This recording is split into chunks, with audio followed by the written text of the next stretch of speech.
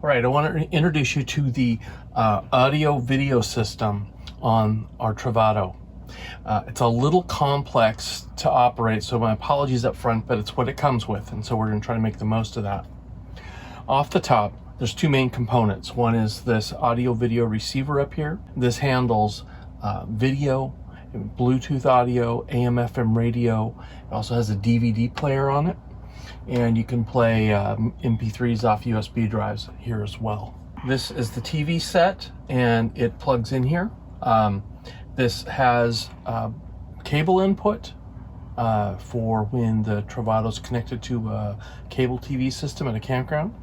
Has a digital antenna for over-the-air broadcasts, and then also has a HDMI input from the DVD player here, as well as an HDMI input for an Amazon Fire Stick that we include in here.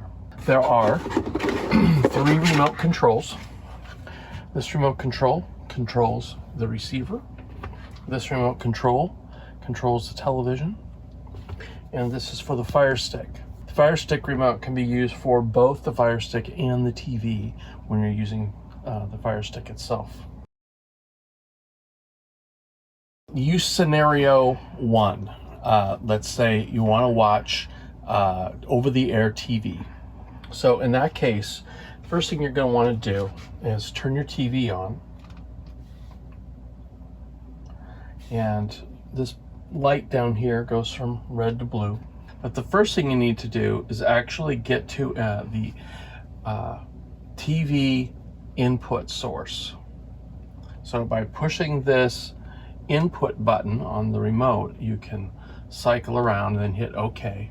Once you're here, you hit menu, and this is a one-time setup thing you're going to do when you camp at a park at a new campground. You go down to channel, you hit the arrow key over here to go into signal type, and it should be selected to air. Go down to auto tuning and press OK. And then this arrow to go over to yes. And what it's going to do at this point is it's going to scan the air for all available TV channels that are at your region that you're camped at. Now for us in this location, that we don't have any over-the-air stations available. So I'm going to simply hit the menu button to go back. Okay, so that's one scenario, and that'll bring up a channel list, and you can choose, using the up and down arrows to, or the channel plus and minus rather, to choose your channel. Another scenario is streaming video off the Amazon Fire Stick.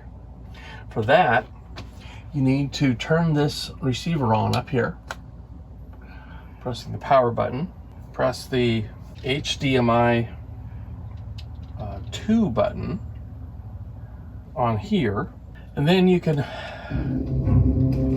play off the Fire Stick. Now, the Fire Stick will require some setup.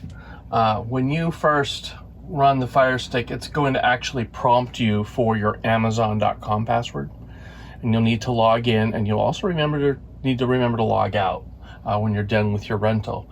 But once you log in, then you can get your content here on this using this remote control. If when you turn the TV on, the audio comes through the TV speakers instead of the stereo speakers that are in the cabin, you can come up to the receiver and push the zones button, and zone A and B are inside the cabin.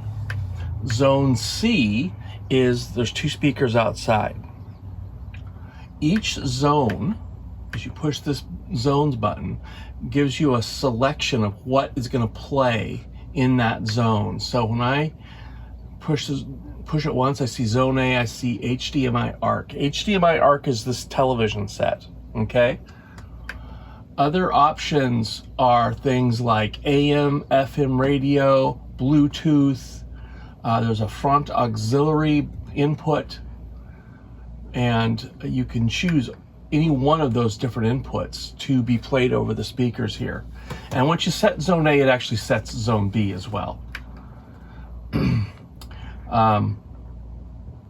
So we'll go to HDMI ARC here, and you should see this little linked thing show up on the screen if ARC is connected properly. If you don't see the link or you see unlinked, you can go back and hit zones, change the input to something like optical, hit enter, push the zones button again, go back and choose HDMI ARC, and it will retry the connection, and you can just wait. You can see linked. Once it's linked, it'll play the audio over the speakers in here. If it's not linked, it'll just play the audio on the TV set. All right? So the next scenario is going to be playing a DVD. You push the disc button up here, and you put the DVD into the slot. And then that will begin playback. You can use this remote control to control the DVD player. And again, you can have the audio from the TV go through the speakers in the cabin, or just the speaker on the TV. If you, for some reason, would want to hear the audio outside, you can set Zone C to the audio HDMI ARC as well. All right, another common use case is wanting to play Bluetooth audio off your phone.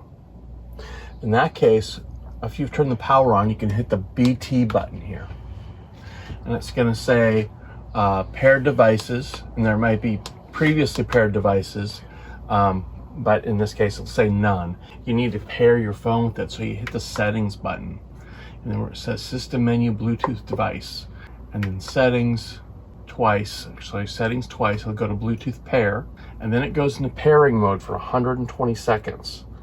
So then on your phone, in your settings, you'll go into Bluetooth and make sure Bluetooth is turned on, and then scroll to through your Bluetooth list until you get to other devices, and then here you're going to wait for this to show up.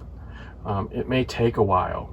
And there we go, we got it to show up, JWM92A. So it might take once or twice, and you'll get a prompt saying that would you like to use the Jensen Control app? If you want to use, there's the Jensen Control app. It allows you to actually control these buttons from your phone. You can choose to install that now or not use it. In my case, I'm going to allow it to run. So now it's connected, it's streaming audio, and so you have control of your audio at this point. You can pause your music and do as you normally would. Again, with your zones, you can choose where you want that audio going. So maybe I want to listen to my Bluetooth out in the outdoors, so I set it to Zone C. And now I'm listening to it indoors and outdoors. That's how you use Bluetooth.